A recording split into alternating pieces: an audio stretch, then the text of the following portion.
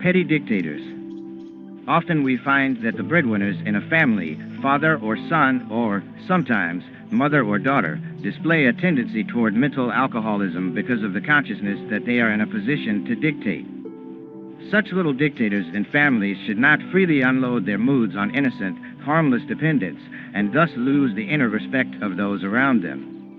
When a family dictator thinks he can get away with doing what he pleases at home, he gradually begins to do what he pleases in expressing unpleasant moods or evil traits outside the family. Eventually, he does this anytime and anywhere.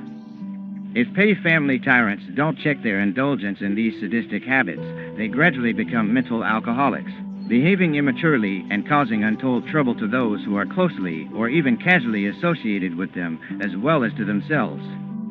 If you are a mental alcoholic, try to cure yourself, but meanwhile refrain at least from trying to infect or influence others.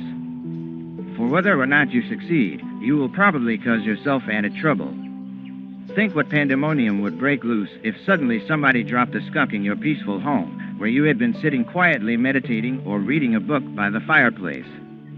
You and those around you would no doubt try to evict the skunk, and in so doing be drenched with its malodorous chemicals. Both the family and the skunk would suffer. So it is not wise for a human skunk to enter an environment where he is unwanted. He is likely to cause trouble for everyone around him, and in the end may suffer harsh treatment. Please remember that a human skunk carrying a mental vibration of terrible moods, and the reflection of it on his face, creates incalculable harm in peaceful environments. This biped is unwanted anywhere. It is better even to hide mental alcoholism than to give in to its influence in public. Continued shameless indulgence is the soil in which prenatal or postnatal tendencies thrive. The individual who is prenatally disposed to mental alcoholism must be doubly careful not to live in an environment that waters the innate psychological seeds of his bad habits or moods.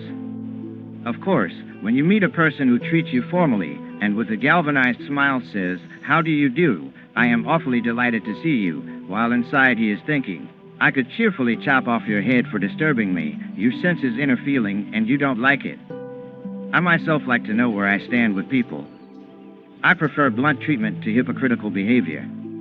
No one likes to risk having the snake of insincerity dart out at him from under a rosebush of smiles.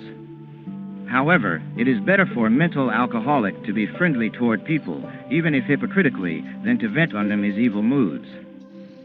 Self-control practiced daily, even in insignificant matters, will help the mental alcoholic to come out of his drunken indulgences little by little.